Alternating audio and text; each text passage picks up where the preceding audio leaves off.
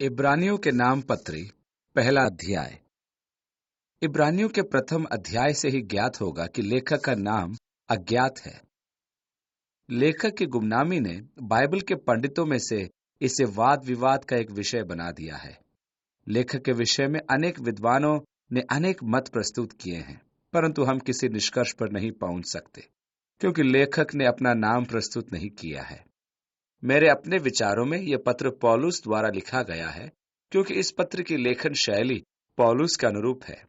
हमारे लिए जो महत्व की बात है वो यह है कि परमेश्वर क्या कहता है और उस पर ही हमें विश्वास रखना है। मैं जब भी कुछ कहता हूं कि यह मेरा विचार है, जिन्हें स्वीकार करना या नहीं करना मेरी इच्छा है। आपको तो मात्र उसी पर दृढ़ रहना है जो भला और सत्य है। हमें सांसारिक लेखक के विषय में चिंतित नहीं होना चाहिए, क्योंकि वास्तविक लेखक तो पवित्र आत्मा है। क्योंकि पौलुस कहता है, हर एक पवित्र शास्त्र परमेश्वर की प्रेरणा से रचा गया है। दूसरा तीमुथियुस उसके 3 अध्याय के 16वीं आयत से हमें विदित होता है कि यह पत्र इब्रानी विश्वासियों को लिखा गया है। यरूशलेम की कलीसिया में यहूदी व्यवस्था को विश्वास का आधार माना जाता था। वे अन्य जाति विश्वासियों पर भी यहूदी व्यवस्था को बलपूर्वक व्यवहार में लाना चाहते थे। वे अंताकिया में भी अन्य जाति विश्वासियों को प्रभावित कर रहे थे कि वे मूसा की व्यवस्था का पालन करें, जिसमें मुख्य रूप से खतना करना अनिवार्य था। यरूशलेम में मसीही विश्वासी यहूदी मत के अधीन थे। वे मसीही विश्वासी अपनी प्रथाओं में कट्टर थे। वे विशेष प्रकार के मांस का खाना उचित नहीं मानते थे। उनके लिए मंदिर में जाना भी अनिवार्य था। यरूशलेम में मसीहियों के लिए मंदिर में जाना भी अनिवार्य रीति थी। यीशु को ग्रहण करने के उपरांत भी मंदिर में बलि चढ़ाना उनकी प्रथा में था। इसलिए इब्रानियों के लेखक यह स्पष्ट करता है कि यहूदी प्रथा व्यर्थ का प्रयास है और उनका अनुसरण मसीह यीशु का त्याग है। यहाँ हम चेतावनियों का साक्षात्कार करते हैं, जिनमें स्वर्गीय वस्तुओं का आनंद लेने के पश्चात हम एक विश्वासी को सांसारिक प्रथाओं में स्वयं को रत पाते हैं। परमेश्वर का वचन हमें यह स्पष्ट करता है कि मसीह के सदाकालीन बलिदान के पश्चात मनुष्य के लिए बलिदान अब अनिवार्य नहीं रहा। यह पत्र परमेश्वर के अस्तित्व के वर्णन से आरंभ होता है, जो बाइबल का प्रमुख विषय भी है। इसको नजरअंदाज करने का प्रयास नहीं किया गया है, क्योंकि परमेश्वर जो अस्तित्ववान है हमेशा अस्तित्व में रहेगा। मनुष्य के साथ तो ऐसा हो भी सकता है यदि उसका जन्म पंजीकृत न किया गया हो, परंतु परमेश्वर के संदर्भ में बाइबल ऐसा नहीं करती कि वह उसके अस्तित्व की खोज करे। परमेश्वर ने हमें अपना वचन दिया है। यही एक प्रमाण है कि वचन का देने वाला उपस्थित एवं अस्तित्ववान है। यदि वह नहीं होता तो मनुष्य से कैसे बात करता। इस प्रकार यह सिद्ध होता है कि वह हमसे बातें करता है। अब पहली आयत। पूर्व युग में परमेश्वर ने बाप दादों से थोड़ा थोड़ा करके और भांति भांति से भविष्यद्वक्ताओं के द्वारा बातें करके। देखिए, यह पत्र इस स्वीकरण द्वारा आरंभ होता है कि परमेश्वर ने विभिन्न समय तथा विभिन्न विधियों द्वारा हमसे बातें की हैं। पुराने नियम इन विभिन्न स्थानों एवं विधियों का विवरण है। उत्पत्ति की पुस्तक में हमें देखने को मिलता है कि परमेश्वर स्वर्गदूतों के माध्यम से वार्तालाप करता था। उस युग में स्वर्गदूत संदेशवाहक होते थे। स्वर्गदूत के मूल एंगलोस का अर्थ है संदेशवाहक। इसके पश्चात निर्गमन के पुस्तक में देखने को मिलता है कि परमेश्वर अपने अभिषिक्त जनों के माध्यम से वार्तालाप करता था। जैसे कि इजरायलियों ने मूसा से कहा कि वह पर्वत पर जाकर परमेश्वर के निर्देशों को उनके लिए लेकर आए। वे स्वयं सीने पर्वत पर जाने से भयभीत थे, क्योंकि वहां अग्नि, धुआं तथा नरसिंगों की ध्वनि का वातावरण छाया हुआ था। इसलिए निर्गमन की पुस्तक 24वें अध्याय की 3री आयत में लिखा है, तब मूसा ने लोगों के पास जाकर यहोवा की सब बातें और सब नियम सुना दिए। तब सब लोग एक स्वर से बोल उठे कि जितनी बातें यहोवा ने कही हैं उन सब बातों को हम मानेंगे। यहां मूसा परमेश्वर का संदेशवाहक था। परमेश्वर धीरे धीरे याजकों द्वारा इजराइल से बातें करने लगा। जब इजराइल परमेश्वर की इच्छा को जानना चाहता था, तब वे याजक के पास आते थे और याजक परमेश्वर की इच्छा के अनुसार उनके लिए विधियों को संपन्न किया करता था। समय के अंतराल में परमेश्वर के भविष्यद्वक्ता खड़े हुए और वे इज़राइल के लिए परमेश्वर के वक्ता कहलाए। कभी कभी परमेश्वर के वार्तालाप की विधि बड़ी ही विचित्र होती थी। परमेश्वर ने हेजेकिएल के द्वारा विचित्र विधियों द्वारा अपने संदेश लोगों तक पहुंचाए। नाटक के रूप में इज़राइल पर आने वाले परमेश्वर के न्याय का चित्रण भी उसने किया है। इस प्रकार परमेश्वर ने विभिन्न समयों में भिन्न भिन्न रीति द्वारा अपना संदेश दिया। अब दूसरी आयत में लिखा है, इन दिनों के अंत में हमसे पुत्र के द्वारा बातें की, जिसे उसने सारी वस्तुओं का वारिस ठहराया और उसी के द्वारा सारी सृष्टि रची है। मनुष्य के लिए परमेश्वर का अंतिम प्रकटीकरण मसीह यीशु था। अर्थात हम परमेश्वर के बारे में जो कुछ भी जानना चाहते हैं, हमें यीशु के चरित्र से ज्ञात हो जाता है। यीशु मनुष्य के लिए परमेश्वर का मूल संदेश लेकर आया था। वो परमेश्वर का अभिज्ञान लेकर आया। इस प्रकार मनुष्य परमेश्वर के विषय में जो कुछ भी जानना चाहता था, उसे वह यीशु से ग्रहण कर सकता था। अपने पुत्र में परमेश्वर का यह प्रकटीकरण सर्वोच्च प्रकटीकरण था। यह स्वर्गदूतों के प्रकटीकरण से भी उत्तम था। प्रथम 2 अध्याय स्वर्गदूतों से बढ़कर उसके पुत्र के उत्कृष्ट होने को दर्शाते हैं। तीसरे अध्याय में वह यीशु की उत्कृष्टता मूसा से अधिक दर्शाता है। मूसा मनुष्य था, उसने इस्राएल को प्रतिज्ञा के देश तक ले जाने की अगुवाई की। वह उन्हें प्रतिज्ञा के देशों में प्रवेश करा पाया। लेखक यह दर्शाता है कि वह उसकी तुलना लेवियों के याजकों से करता है।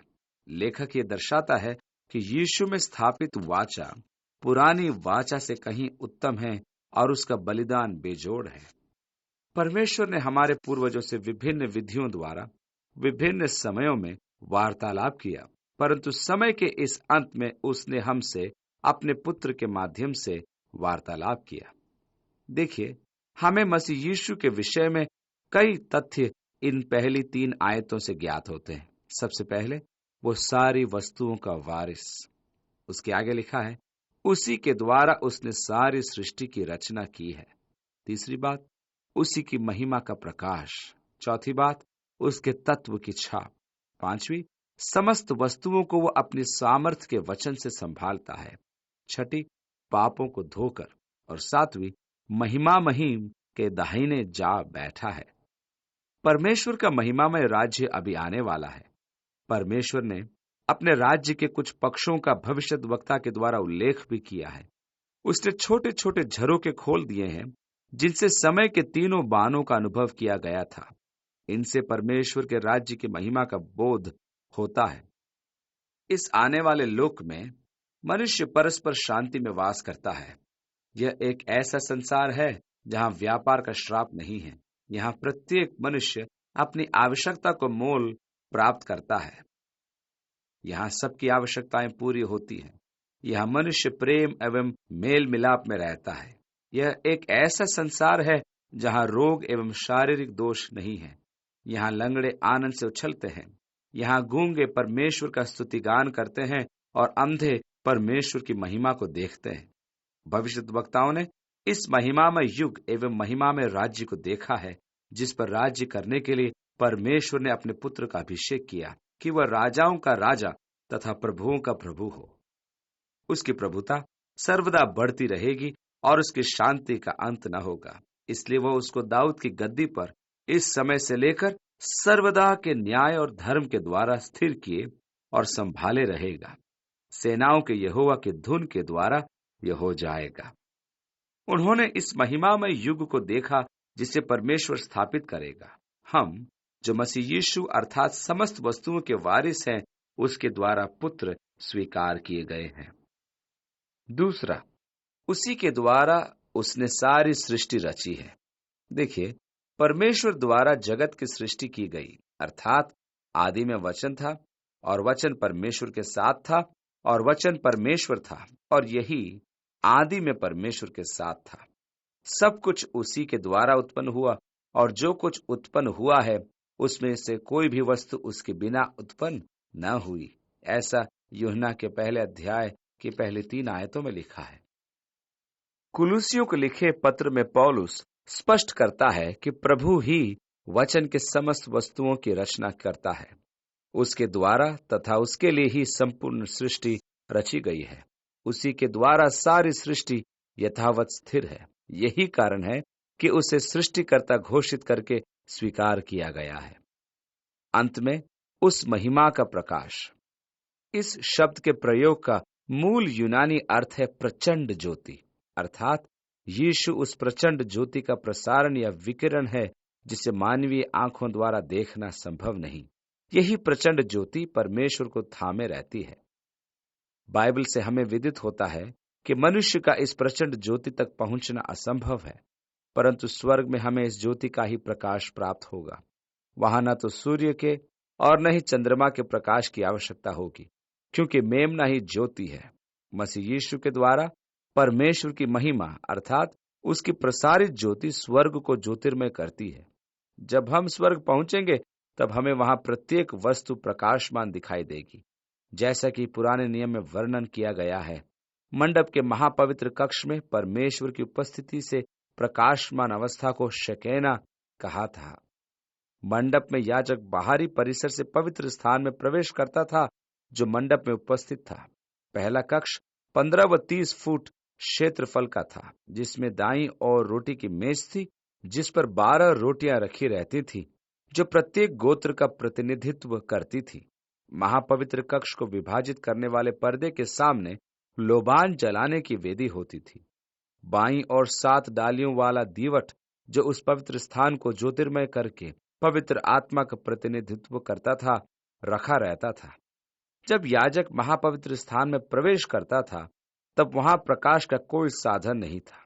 उस स्थान में वाचा का संदूक तथा करूब होते थे जो परमेश्वर की उपस्थिति की ज्योति द्वारा प्रकाशित होते थे। परमेश्वर की इस ज्योति का ही एक भाग यीशु है। वह परमेश्वर के व्यक्तित्व का प्रकट प्रतिरूप है। यीशु ने स्वयं कहा, जिसने मुझे देखा उसने पिता को देखा है। इसे हम आज की भाषा में इस प्रकार व्यक्त कर सकते हैं, जैसा बाप वैसा बेटा। यही कारण है कि जिसके पास पुत्र है उसके पास पिता है। दूसरे शब्दों में, जो पुत्र का परित्याग करता है वह पिता का परित्याग करता है, क्योंकि वह परमेश्वर के व्यक्तित्व का प्रत्यक्ष प्रतिरूप है। वे तीनों एकत्व हैं। और इसके लिए आप यूहन्ना पहला अध्याय की 5वीं आयत में देखिए, पुत्र का इनकार करना पिता का इनकार करना है। और आगे लिखा है, और सब वस्तुओं को अपने सामर्थ के वचन से संभालता है। यह अति रुचिकर है कि आदि में जब परमेश्वर ने जगत की सृष्टि की तब उसने अधिकार का प्रयोग किया, अर्थात उसने सृष्टि के अस्तित्व को अस्तित्ववान घोषित किया। उत्पत्ति की पुस्तक का शब्द अनुवाद करें तो इस प्रकार होगा कि और परमेश्वर ने कहा, प्रकाश होने दो, और प्रकाश हो गया। उसने उच्चारण द्वारा अस्तित्व उत्पन्न किया। और परमेश्वर ने कहा, जल के 2 भाग होने के लिए आकाश मंडल होने दो, और परमेश्वर ने कहा, शुष्क भूमि प्रकट होने दो। परमेश्वर ने इन सब के अस्तित्व का उच्चारण मात्र ही किया था। संपूर्ण जगत उसके सामर्थ्य के उच्चारण से सृजित होती गई और उसके सामर्थ्य के उच्चारण से ही आज भी स्थिर है। परमाणु रचना में पॉजिटिव क्लस्टर एक परिघटना है जिसमें धनात्मक भार परमाणु की नाभि में एकत्रित हो जाते हैं। ये कोहेन के विद्युत नियम के विपरीत प्रतिकर्षण होते हैं। यदि आपके पास एक चम्मच धनात्मक भार है और आप उसे उत्तरी ध्रुव पर रख दें तथा एक चम्मच धनात्मक भार को दक्षिणी ध्रुव पर रख दें, तो उन धनात्मक भारों को रोकने के लिए 30,000 टन के दबाव की आवश्यकता होगी। किन्हीं 2 चुंबकों के समरूप सिरों को एक दूसरे से जोड़ने पर ज्ञात होता है कि इस प्रक्रिया में बल की आवश्यकता होती है, क्योंकि धनात्मक बिंदुओं का प्रतिकर्षण प्रकृति का नियम है, परंतु परमाणु की नाभि में धनात्मक पुंज विद्युत के इस नियम का प्रत्यारोपण करता है। परमेश्वर ने एक ऐसे जगत की सृष्टि की है जिसमें स्वयं की विनाश प्रक्रिया विद्यमान है। वैज्ञानिक विशाल विस्फोट के विषय में विवेचन करते हैं, परंतु यह विशाल विस्फोट परमेश्वर द्वारा ही क्रियान्वित होता है, क्योंकि समस्त अवयव उसके सामर्थ्य के उच्चारण से ही परस्पर स्थिर किए जाते हैं। उसने कहा, आकाश मंडल को होने दो और शुष्क भूमि हो जाए, तो वैसा ही हो गया। सब कुछ यथावत विद्यमान है और परमेश्वर की अनुमति की प्रतीक्षा में रहता है। वह बल जो परमाणु की नाभि में विद्यमान धनात्मक भार को संयुक्त किए हुए है, यदि मुक्त कर दिया जाए तो एक भयानक विस्फोट होगा और धनात्मक भार एक दूसरे से पृथक होकर अंतरिक्ष के छोर की ओर अग्रसर हो जाएंगे। परमेश्वर का वचन कितना शक्तिशाली है कि उसके उच्चारण से ही जगत अस्तित्ववान हो गया। इसी प्रकार परमेश्वर के उच्चारण मात्र से जगत अस्तित्वहीन भी हो जाएगा। जिस परमेश्वर की हम उपासना करते हैं वह कितना सर्वशक्तिमान है। इसी परमेश्वर का प्रत्यक्ष प्रतिरूप मसीह यीशु है। वही संपूर्ण सृष्टि को अपने सामर्थ्य के उच्चारण से थामे हुए है। और आगे लिखा है, वो पापों को धोकर ऊंचे स्थानों पर महामहीन के दाहिने जा बैठा। हम परमेश्वर के विषय में कहते हैं कि वह स्वर्गदूतों के द्वारा मनुष्यों से बात करता है। नए नियम में भी परमेश्वर ने स्वर्गदूतों के द्वारा मनुष्यों से बातें की। स्वर्गदूत ने ही मरियम को संदेश दिया था कि वह मसीहा को जन्म देगी। यीशु के जीवन में भी स्वर्गदूत उससे बातें किया करते थे। यूसुफ से भी स्वर्गदूत ने कहा था कि वह मरियम को स्वीकार करने से न डरे। स्वर्गदूत ने ही यूसुफ को संदेश दिया कि वह शिशु यीशु को लेकर मिस्र चला जाए, क्योंकि हेरोदेस उसके प्राण खोजी बन गया था।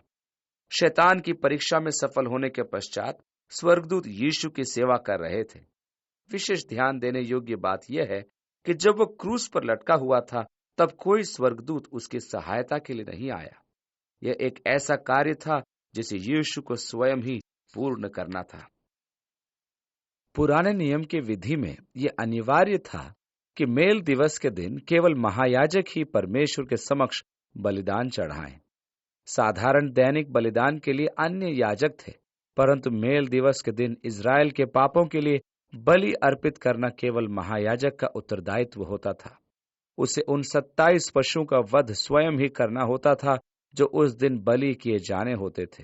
तत्पश्चात महापवित्र स्थान में बलि के रक्त को लेकर इज़राइल के पापों के लिए स्वयं संपूर्ण विधि को पूर्ण किया जाता था। वहां उसे सांत्वना देने और संकटकालीन सहायता के लिए स्वर्गदूत उपस्थित रहते थे। यीशु न अकेले ही हमारे अपराधों और पापों को वहन करते हुए हमारे स्थान पर मृत्यु को स्वीकार किया। उसने आपके और मेरे लिए परमेश्वर से मेल कराते हुए हमारे पापों को धोकर महामहीम के दाहिने जा बैठा। अब हम यीशु को परमेश्वर के दाहिने बैठे देखते हैं।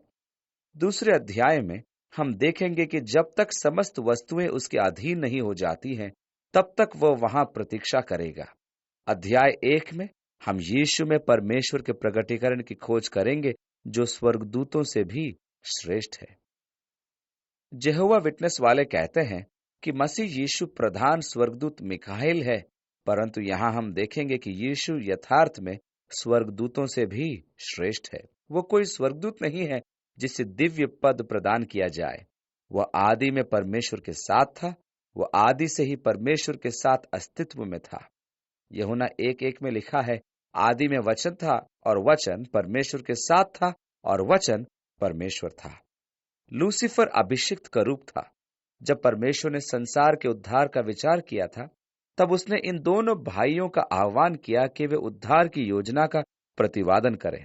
दोनों भाइयों द्वारा प्रस्तुत योजना में से यीशु की योजना को परमेश्वर ने प्रमाणित किया, जिससे उसका भाई लूसीफर अत्यधिक क्रोधित हुआ और पृथ्वी पर उतर आया कि अपने भाई की योजना को भंग करे। हम ये जानते हैं कि यीशु लूसीफर से कहीं अधिक श्रेष्ठ है। सत्य तो यह है कि यीशु लूसीफर का विपरीत भी नहीं है। लूसीफर दुष्ट स्वर्गदूत था। दुष्ट भाई की तुलना में यीशु भला और धर्मी स्वर्गदूत है। लूसीफर को मसीह यीशु की तुलना में रखना भी अनर्थ है। अनेक अवसरों पर हम शैतान की परमेश्वर से तुलना करके उसे परमेश्वर के विपरीत दर्शाते हैं। हमें ऐसा कदापि नहीं करना चाहिए, क्योंकि वे पूर्णतः पृथक श्रेणियों में आते हैं। परमेश्वर स्वयं में अस्तित्ववान अनंत सृष्टि करता है, जबकि शैतान मात्र एक परमेश्वर की सृष्टि है। उसकी तुलना परमेश्वर से नहीं की जा सकती, चाहे परमेश्वर के विपरीत वो क्यों ना हो। लूसीफर मिकाएल का विपरीत हो सकता है और उनमें स्पर्धा हो सकती है। उन्होंने मूसा के पार्थिव शरीर के लिए स्पर्धा की थी। मिकाएल ने उसके विरुद्ध आक्रोशपूर्ण दोषारोपण नहीं किया, परंतु यह कहा, प्रभु तुझे डांटे। जब परमेश्वर का संदेश लेकर स्वर्गदूत दानियल के पास आ रहा था, तब शैतान ने उसे बंदी बना लिया। उसे मुक्त कराने के लिए मिखाइल को आना पड़ा। और लिखा है, परंतु मिखाइल जो मुख्य प्रधानों में से है, वह मेरी सहायता के लिए आया। मिखाइल और शैतान पूर्व में भी विरोधी रह चुके हैं और प्रकाशित वाक्य की पुस्तक के अनुसार वे पुनः परस्पर विरोध में होंगे। मिकाइल और उसके दूतों का शैतान और उसके दूतों के साथ युद्ध होगा। और चौथी आयत में लिखा है, और स्वर्गदूतों से उतना ही उत्तम ठहरा जितना उसने उनसे बड़े पद का वारिस होकर उत्तम नाम पाया। क्योंकि स्वर्गदूतों में से उसने कब किसी से कहा कि तू मेरा पुत्र है, आज तू मुझसे उत्पन्न हुआ, और फिर यह कि मैं उसका पिता होऊंगा और वो मेरा पुत्र होगा। भजन संहिता 2:7 में परमेश्वर ने उसके विषय में यह घोषणा की थी कि तू मेरा पुत्र है, आज तू मुझसे उत्पन्न हुआ है। परमेश्वर लूसीफर से ऐसा कभी नहीं कहता। परमेश्वर ने मिखाइल के लिए कभी ऐसा नहीं कहा। यह केवल मसीह यीशु के लिए कहा गया है। यूहन्ना 3:16 में लिखा है, परमेश्वर ने जगत से ऐसा प्रेम किया कि उसने अपना एकलौता पुत्र दे दिया। और यहाँ पर तू मेरा पुत्र है, आज तू मुझसे उत्पन्न हुआ। 5वीं आयत में, मैं उसका पिता होऊंगा और वो मेरा पुत्र होगा। ये भविष्यवाणी दूसरे शमूएल की पुस्तक उसके 7वें अध्याय में है। जब दाऊद परमेश्वर के लिए भवन बनाने की इच्छा प्रकट करता है, तब परमेश्वर नातान भविष्यद्वक्ता के द्वारा उसके पास संदेश भेजता है कि दाऊद परमेश्वर के लिए भवन न बनवाए, क्योंकि उसके हाथ रक्त रंजित थे। इसलिए अब तू मेरे दास दाऊद से ऐसा कह कि तब मैं तेरे निज वंश को तेरे पीछे खड़ा करके उसके राज्य को स्थिर करूंगा, और मैं उसके राजगद्दी को सदैव स्थिर रखूंगा। मैं उसका पिता ठहरूंगा और वो मेरा पुत्र ठहरेगा। परमेश्वर की इस घोषणा पर दाऊद मूक रह गया। दाऊद ने परमेश्वर के समक्ष घुटने टेकते हुए कहा, हे प्रभु यहोवा, क्या कहूं, और मेरा घराना क्या है कि तूने मुझे यहां तक पहुंचा दिया है। परमेश्वर जब अपने प्रेम एवं अपनी भलाई को सीमा तक प्रकट करे, जबकि आप मूक रह जाएं, तो वह कैसी महिमामय अवस्था होगी। एक बड़े लेखक ने लिखा है, जब आराधना अपनी सीमा को पार कर लेती है, तब शब्द नहीं रहते। परमेश्वर तू असीम है, मैं क्या कहूं। लेखक इसके अनेक संदर्भ देता है। इब्रानी के लेखक को पुराने नियम के संपूर्ण शास्त्रों का अच्छा ज्ञान था। और 6ठी आयत में, और जब पहिलौठे को जगत में फिर लाता है तो कहता है कि परमेश्वर के स्वर्गदूत उसे दंडवत करें। ये सेप्तुआजिंत के निर्गमन 32:43 से है। सेप्तुआजिंत संस्करण के लिए यह आवश्यक हो गया है कि जन साधारण की भाषा में अनुवाद उपलब्ध हो, जिससे कि धर्मशास्त्र का पढ़ा जाना एवं समझा जाना सरल हो जाए। अतः पुराने नियम के यूनानी अनुवाद का संपादन किया गया और उसे सेप्तुआजिंत कहा गया। परमेश्वर ने स्वर्गदूत से क्या कहा? और स्वर्गदूतों के विषय में यह कहता है कि वह अपने दूतों को पवन और अपने सेवकों को धधकती आग बनाता है। परंतु पुत्र से कहता है कि हे परमेश्वर, तेरा सिंहासन युगानुयुग रहेगा, तेरे राज्य का राजदंड न्याय का राजदंड है। यहाँ एक विचित्र तथ्य देखने को मिलता है कि भजन संहिता 45 के 6 और 7 में यूहन्ना यीशु को परमेश्वर कहता है। पौलुस भी यीशु को परमेश्वर कहता है। थोमा कहता है, मेरे प्रभु और मेरे परमेश्वर।